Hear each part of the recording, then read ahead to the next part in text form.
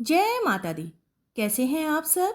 मेरे YouTube channel पर आप सभी का स्वागत है। हिंदू पंचांग के अनुसार भाद्रपद माह के शुक्ल पक्ष की चतुर्दशी तिथि को अनंत चतुर्दशी का पर्व मनाया जाता है। इस दिन भगवान विष्णु के अनंत स्वरूप की पूजा अर्चना की जाती है। मान्यता है कि इस दिन अनंत सूत्र बांधने, पूजा और व्रत रखने से कई तरह की बाधाएं और घर से नकारात्मक ऊर्जा दूर होती है। अनंत चतुर्दशी के दिन व्रती को सुबह जल्दी उठकर स्नान आदि से निवृत्त हो जाना चाहिए। उसके पश्चात स्वच्छ वस्त्र धारण करे और व्रत का संकल्प ले। पूजा स्थान को साफ करें और एक चौकी पर पीला वस्त्र बिछाएं। चौकी पर भगवान विष्णु की प्रतिमा या चित्र को स्थापित करें। फिर एक सूत्र लेकर उसे हल्दी में रंगे और उसमें 14 गांठें बांधें। पूजा में भगवान विष्णु की प्रिय वस्तुएं, पीले रंग के फूल और पीले रंग की मिठाई अर्पित करें। साथ ही तुलसी के पत्ते भी अर्पित करें। पूजन, भोग, आरती करने के बाद भगवान विष्णु के चरणों में अनंत सूत्र अर्पित करें। विष्णु चालीसा, विष्णु स्तुति व आरती के साथ पूजा संपन्न करें।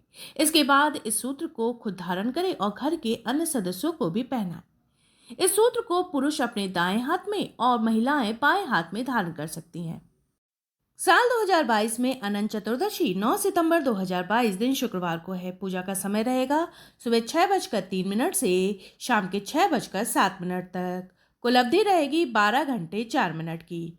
चतुर्दशी तिथि का आरंभ होगा 8 सितंबर की रात 9:02 पर और समाप्ति होगी 9 सितंबर की शाम 6:07 पर। अनंत चतुर्दशी की कथा के अनुसार प्राचीन काल में सुमंत नाम का एक नेक तपस्वी ब्राह्मण था। उसकी पत्नी का नाम दीक्षा था। उसकी एक परम सुंदरी, धर्मपरायण तथा ज्योतिर्मयी कन्या थी जिसका नाम सुशीला था। सुशीला जब बड़ी हुई तो उसकी माता दीक्षा की मृत्यु हो गई। पत्नी के मरने के बाद सुमंत ने कर्कशा नामक स्त्री से दूसरा विवाह कर लिया। सुशीला का विवाह ब्राह्मण सुमंत ने कौंडिल्य ऋषि के साथ कर दिया। विदाई में कुछ देने की बात पर कर्कशा ने दामाद को कुछ ईंटें और पत्थरों के टुकड़े बांध कर दे दिए। कौंडिल्य ऋषि दुखी हो अपनी पत्नी को लेकर अपने आश्रम की ओर चल दिए, परंतु रास्ते में ही रात हो गई। वे नदी तट पर संध्या करने लगे। सुशीला ने देखा वहां पर बहुत सी स्त्रियां सुंदर वस्त्र धारण कर किसी देवता की पूजा कर रही है। सुशीला के पूछने पर उन्होंने विधिपूर्वक अनंत व्रत की महत्ता बताई।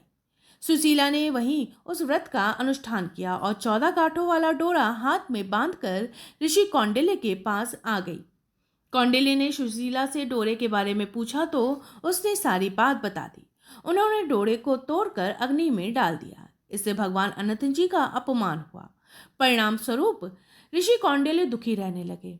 उनकी सारी संपत्ति नष्ट हो गई। इस दरिद्रता का उन्होंने अपनी पत्नी से कारण पूछा तो सुशीला ने अनंत भगवान का डोरा जलाने की बात कही। पश्चाताप करते हुए ऋषि कौंडिल्य ने अनंत डोरे की प्राप्ति के लिए वन में चले गए। वन में कई दिनों तक भटकते भटकते निराश होकर एक दिन भूमि पर गिर पड़े। तब अनंत भगवान प्रकट होकर बोले, हे कौंडिल्य, तुमने मेरा तिरस्कार किया था, उसी से तुम्हें इतना कष्ट भोगना पड़ा।